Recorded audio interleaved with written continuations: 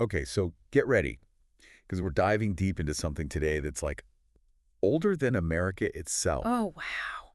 but it's still around. Like, really shapes our lives Hmm. in ways we don't even realize. Yeah. It's maritime law. Ah, And no, I'm not talking about like pirates sorry. and ships. Yeah. This is like a whole system. It was all about, controlling trade routes Right. and commerce way back when. Yeah.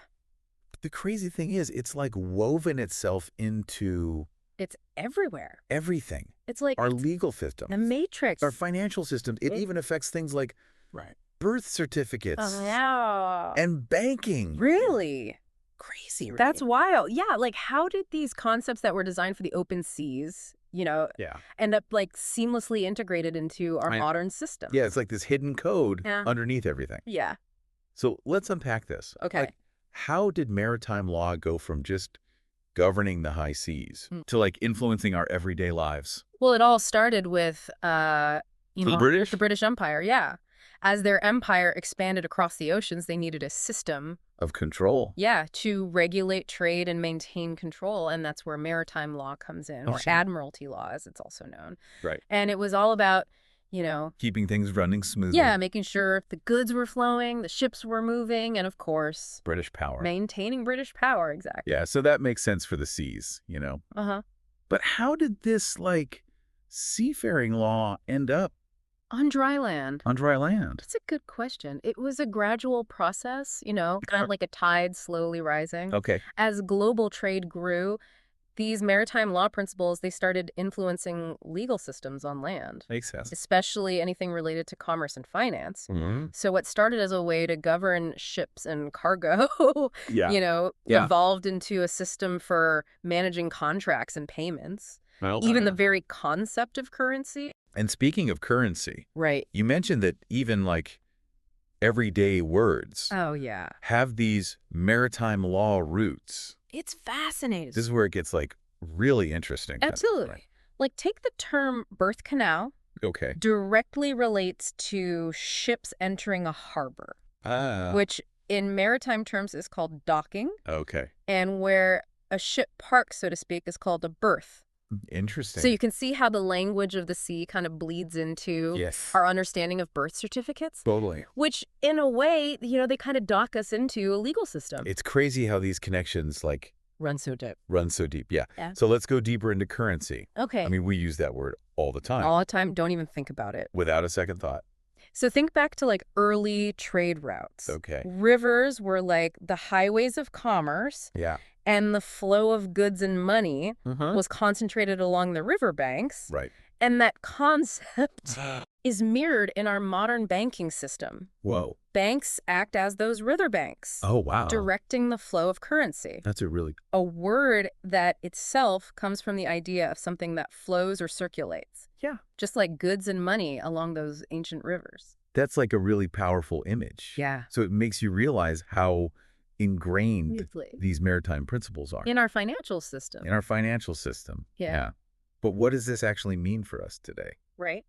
Like, is it really affecting our individual freedom? That's the crucial question. Yeah. Critics of this system argue that maritime laws focus on control and centralized power, Okay. which is kind of inherent in its origins, right? Yeah. Has carried over into our modern financial systems. So they're saying, like, if banks are the riverbanks Exactly. controlling the flow of currency, Yeah. how much autonomy do individuals really have Right. How much control do we really have over our own finances? within that system? Yeah. And this raises some concerns about financial sovereignty.